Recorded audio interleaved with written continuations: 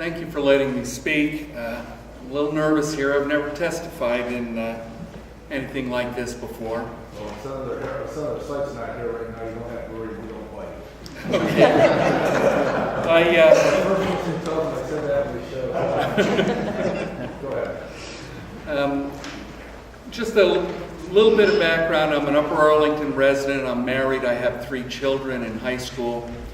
And I'm basically your typical law-abiding citizen. I'm 55 years old and I've never been arrested other than speeding tickets.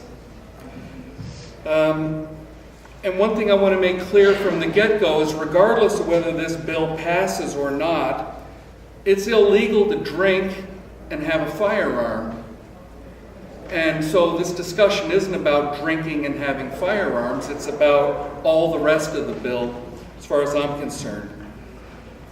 And the usual arguments, things like, my children are just as precious to me when I take them out to eat at Chili's or Max and Irma's as when I take them to eat at Bob Evans. All the issues of having to walk from cars into restaurants and being unarmed in parking lots. The issues of having your car stolen, those have been covered before, and I don't want to dwell on that. The part that bothers me the most is the current law is too complicated. And there's traps and pitfalls, and it stands to take honest, law-abiding people like myself and turn us into accidental felons. Let me give you a couple of examples.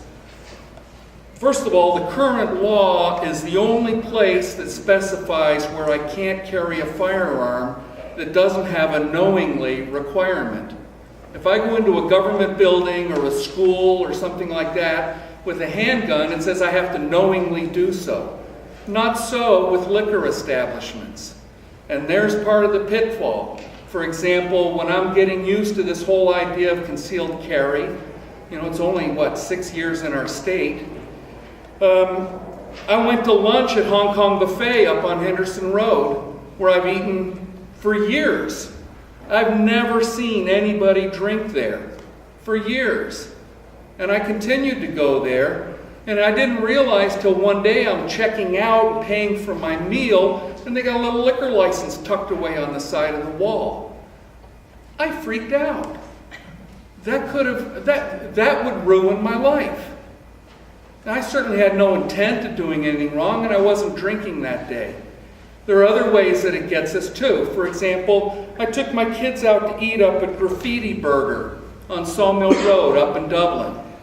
We had a hamburger, fries, Diet Coke. They don't have a liquor license, and I was concealed carry that day. We liked it. So the next time we go to Graffiti Burger down in Grandview, they have a liquor license. I didn't know that. There's other ways that it gets us. The current law has language in there about open-air arenas and Class D permits or licenses of that type.